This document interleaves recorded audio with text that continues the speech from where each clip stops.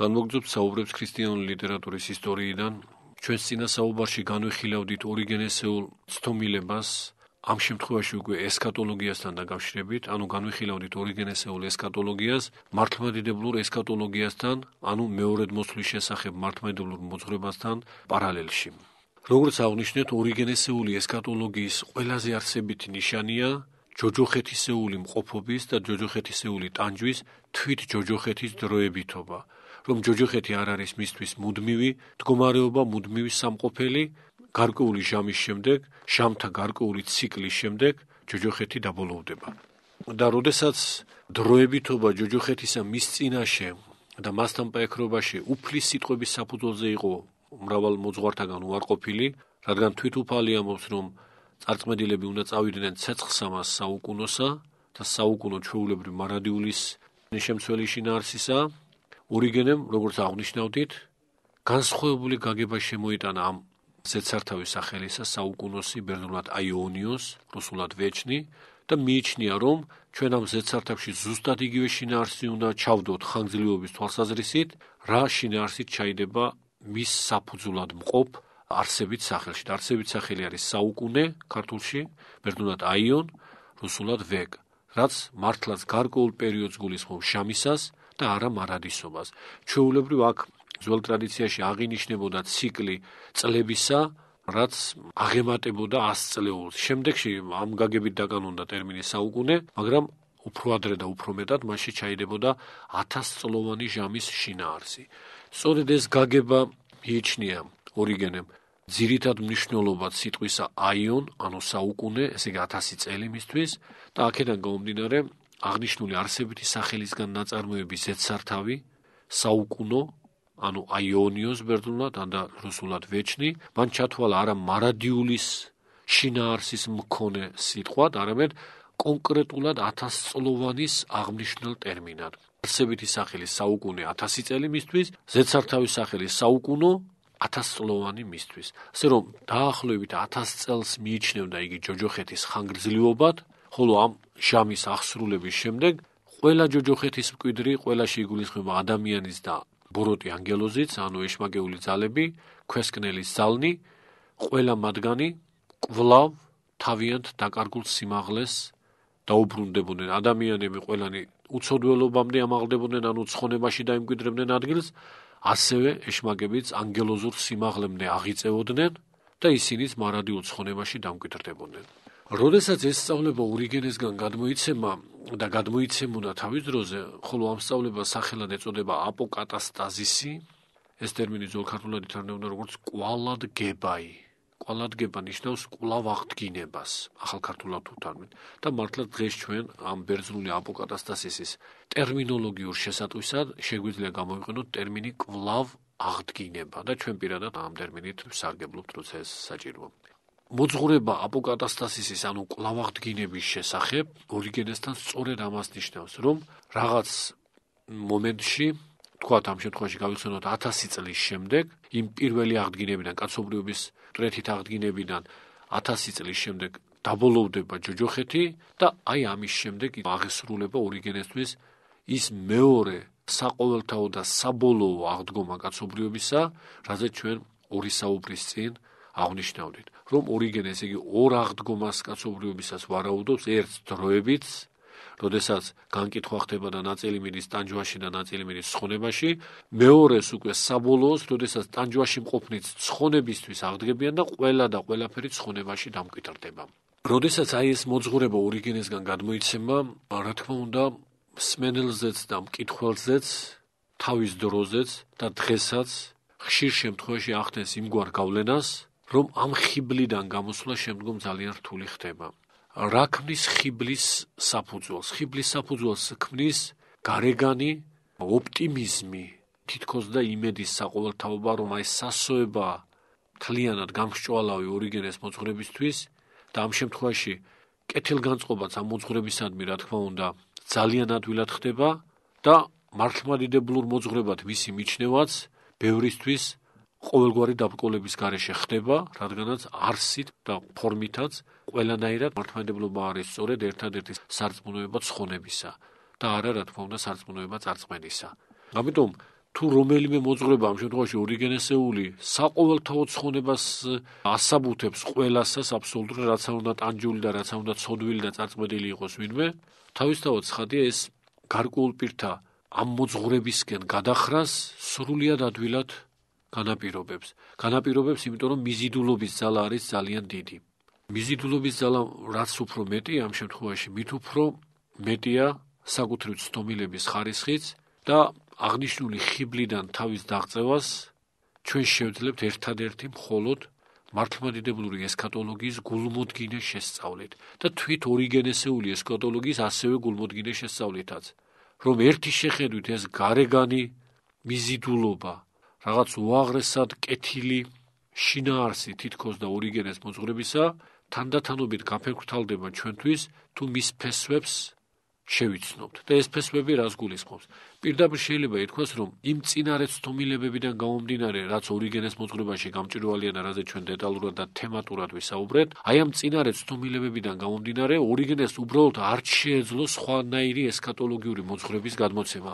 მას საერთოდ რომ არანაირი ესქატოლოგიური მოძღვრება არ შეემუშავებინა თვითონვე, მისი წინარე შეხედულებების საფუძველზე მხოლოდ ის დასკვნები გამოვიდოდა ამ თემასთან დაკავშირებითაც, ესე იგი ესქატოლოგიასთან დაკავშირებითაც, რაც თვით მანვე გამოიტანა. და რატომ?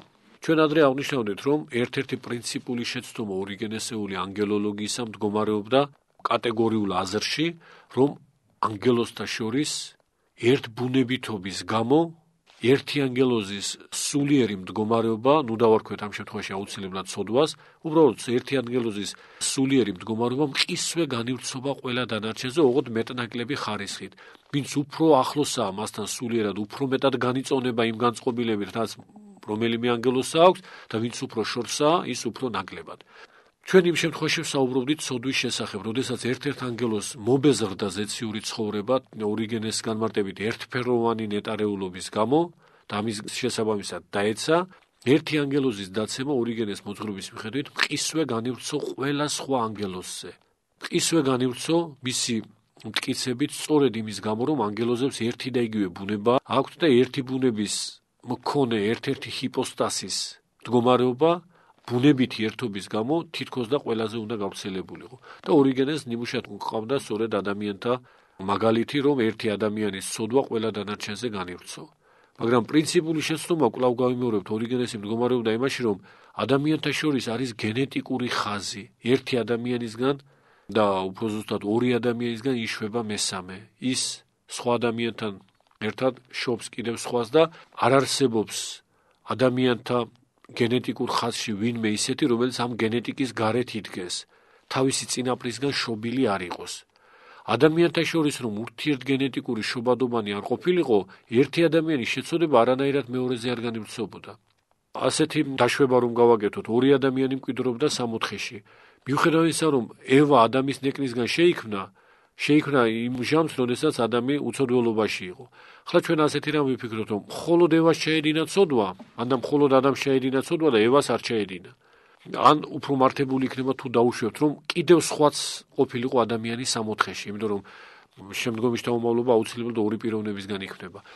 დაუშვათ ყოფილიყო კიდევ ერთი პიროვნება ვინმე სამოთხეში და მხოლოდ ადამი და ევა აღმოჩენილიყო შეცოდების მქონე, ამის შემდეგ მათგან რა თქმა უნდა კაცობრიობა იშვება ადამის და ევასგან და გენეტიკურად გადაეცემა ყველა მათგანს პირველ ცოდვა, იმიტომ რომ ცოდვით დაცემული მშობლებისგან დაიბადა ყველა მათგანი.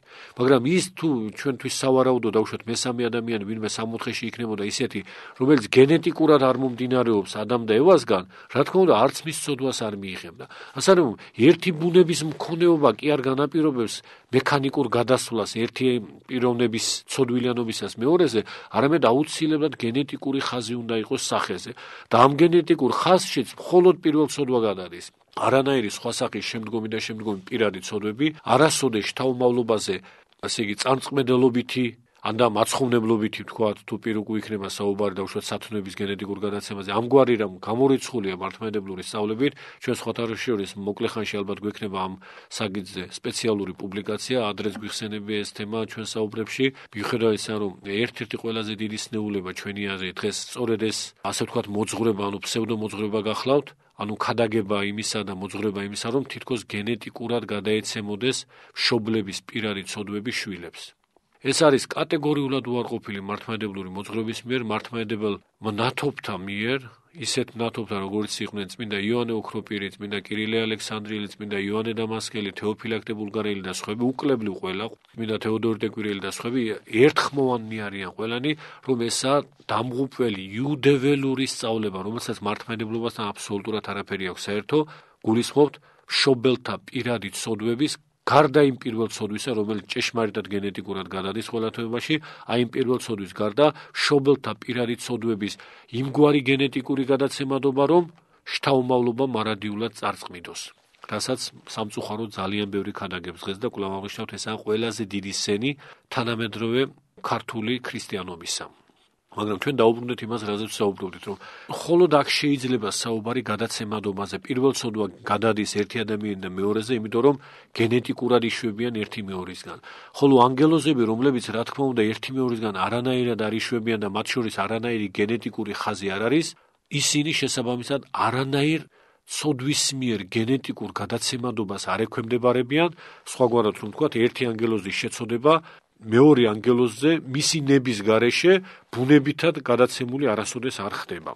როდესაც ჩვენ ვამბობთ, რომ ცოდვის მოთავე ეშმაკთან ერთად სხვანიც მრავალნი დაეცნენ და ეს მართლმადიდებლური სწავლებაა, დაეცნენ არა იმიტომ, რომ ბუნებითი ერთობის გამო გადავიდა მათზე, მათი ნების გარეშე იმ ერთის შეცოდება, არამედ მხოლოდ ისინი დაეცნენ, რომლებიც ნებაყოფლობით შეგნებულად თანაეზიარნენ იმ დაცემის მოთავეს.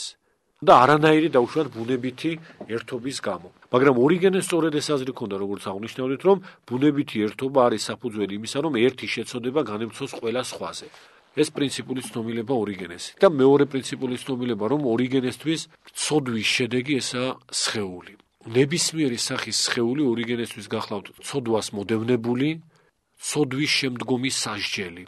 რადგანაც ცოდვა ანგელოზებშიც იქნა ჩადენილი, და ეს ამ შემთხვევაში რა თქმა უნდა მართლმადიდებლური სწავლება და ადამიანებშიც იქნა ჩადენილი, ამას ორიგენემ და ეს საკუთრივ უკვე ორიგენისტული მოძღვრება, ორიგენემ ასეთი დასკვნა მოადევნა, რომ თუ კი ცოდვის შედეგი აუცილებლად სხეულია, შესაბამისად ანგელოზთა შორის აღსრულებულმა ცოდვამ ანგელოზებით შემოსა სხეულით და ადამიანთა შორის აღსრულებულმა ცოდვამ ადამიანებით შემოსა სხეულით. ცოდვამდე არც პირველს და არც მეორეს არანაირი სხეულებრივობა არ ჰქონდათ. ახლა ჩვენ ასეთი ვითარება წარმოვიდგინოთ, რომ ანგელოზთა შორის ერთი დაეცა და მხოლოდ ამ ერთის დაცემამ უკლებრივ ყველას ცოდვილიანობა განუკუთვნა. ყველანი მეტნაკლები ხარისხის და მეტნაკლები სიუხეშის, მაგრამ მაინც სხეულით შეიმოსა უკლებრივ ყველა ანგელოზი. კვლავ აღნიშნავთ ერთის დაცემის გამო. და ამ ერთის დაცემის გამო იმიტომ, რომ ბუნებითი ერთობა აქვს ყველა დანარჩენმა. ანუ სადაც ბუნებითი ერთობა ორიგენესთვის, იქ ერთის ცოდვილიანობა უკლებრივ ყველა დანარჩენის ცოდვილიანობასაც განაპირობებს, ოღონდ მეტნაკლები ხარისხით. ახლა, როდესაც ასეთი დებულება პრინციპულია ორიგენესთვის, ჩვენ როგორ შევუთავსებდით ცხადი ამ ცნობილ სწავლებას მართლმადიდებლურ მოძღვრებას ჯოჯოხეთის შესახებ. ესე იგი, მართლმადიდებლური მოძღვრება ჯოჯოხეთის შესახებ ორიგენეს უკვე პრინციპულადაა მიუღებელი, რადგანაც თუ ჯოჯოხეთის დროებითობა არ დაუშვა ორიგენემ, მაშინ ცხონება საერთოდ შეუძლებელია ორიგენისტული ღვთისმეტყველების მიხედვით. არა მარტო მათთვის, რომლებიც ჯოჯოხეთში არიან, თუნდაც მათთვის, რომლებიც სამოთხეში და ზეცაში არიან, იმათთვისაც ცხონება შეუძლებელია. ცხონება რა არის? ცხონება არის სრული განწმენდა და განწმენდილობა ნებისმიერი ბიწისა, ცოდვილიანობისა და დაცემულობისაგან. რაიმე ბიწის მქონე სათასასუფეველში ვერასოდეს ვერ დამკვიდრდება. რა თქმა უნდა, თვითონ იმ ცხონებულობაში არის ხარისხები, მაგრამ ცხონებულობის ყველაზე დაბალ ხარისხზე მყოფნიც კი ყველანაირი ცოდვილიანობითი ბიწისგან განწმენდილნი არიან. თვით ცხონებაშია იქ ხარისხები და არა იმ გაგებით, რომ ზოგი უფრო ნაკლებად ცოდვილიანია და მეტად ცხონებული, ზოგი უფრო მეტად ცოდვილიანია და ნაკლებად ცხონებული და სხვა. იქ მხოლოდ ცხონება, ჯოჯოხეთში მხოლოდ წარწმენდა.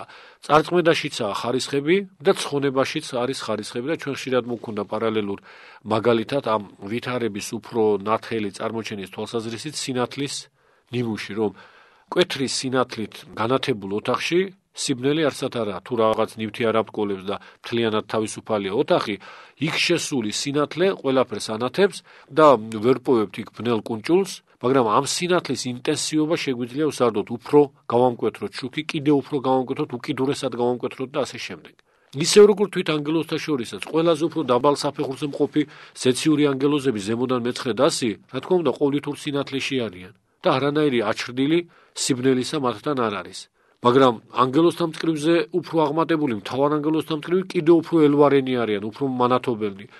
არა იმ გაგებით, რომ ქვემორე ანგელოზები თითქოს ბნელშიც იყვნენ ამავე დროს.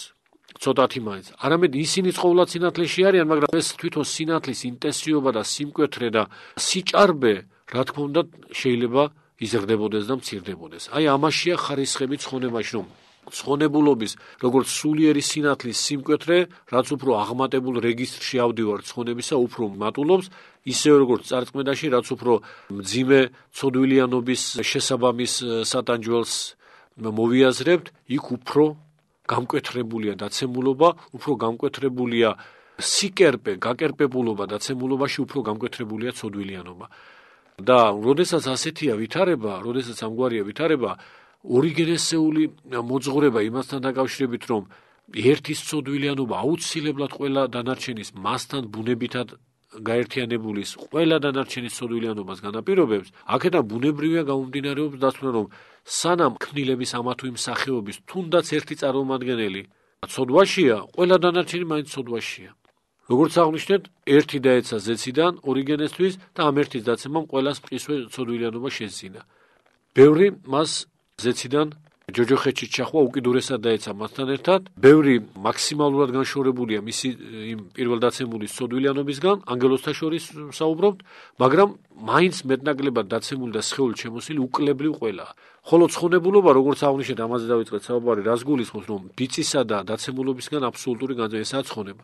მაგრამ ეღირსება კი რომელიმე ანგელოზ ორიგენისტული თეოლოგიის მიხედვით ცხონება, თუ ერთი ანგელოზი მაინც დაცემულ მდგომარეობაში დარჩება. რა თქმა უნდა, არა. სანამ ერთი დაცემული ანგელოზიც კი არსებობს, მანამ ნარჩუნდება ყველა დანარჩენის ცოდვილიანობაც ორიგენესეული თეოლოგიის მიხედვით, მათი ბუნებითი ერთობის გამო. ისევე როგორც ადამიანთა შორის, სანამ თუნდაც ერთი ადამიანი ჯოჯოხეთში დაცემულობაში, ტანჯვაში იქნება, უკლებლივ ყველა სხვა ადამიანს, რაც არ უნდა სასუფეველში მკვიდრობდეს, საბოლოოდ განთავისუფლებული ცოდვილიანობისგან არა, იმ ერთი დაცემულის, იმ ერთი თუნდაც ერთი ადამიანის ჯოჯოხეთში მყოფის მასთან, ესე იგი სასუფეველში მკვიდრთან, ბუნებითი ერთობის გამო. აი ეს ბუნებითი ერთობა არის ორიგენესთვის გადამწყვეტი მნიშვნელობის ფაქტორი და ამ დროს გადამწყვეტად ცნობილი ფაქტორი, ყველაზე უფრო ცნობილი ფაქტორი მის თეოლოგიაში. შესაბამისად, ამიტომ ამბობთ, რომ ორიგენეს რომ ეს მოძღვრება არ დაეშვა ჯოჯოხეთის დროებითობის შესახებ, როგორც აღნიშნეთ, მას ცხონებულობა, როგორც ასეთი საერთოდ უნდა გაეუქმებინა. ვერც ერთი ანგელოზი ვერასოდეს ცხონებული ვერ იქნებოდა, ვერც ერთი ადამიანი ვერასოდეს ცხონებული ვერ იქნებოდა, რადგანაც მარადიულობა ჯოჯოხეთისა გულისხმობდა, რომ იქ ვიღაც უნდა ყოფობდეს. და ერთიც რომ ყოფობდეს, კიდევ ერთხელ აღნიშნოთ, მაქსიმალურად რომ გავამარტივოთ, ასე ვთქვათ, ჯოჯოხეთის გაგება და ერთი მკვიდრი დავტოვოთ იქ, ეს ერთიც კი ორიგენეს თეოლოგიის საფუძველზე ყველა დანარჩენის ცოდვილიანობას განაპირობებს და გამორიცხავს მათთვის ცხონებულობას პირდაპირ მნიშვნელობით. ანუ იმ ხვედრის მიღებულობას, რაც ცოდვისგან სრულ თავისუფლებას გულისხმობს. ჩვენ დროებით აქ შევჩერდებით, მადლობთ ყურადღებისათვის.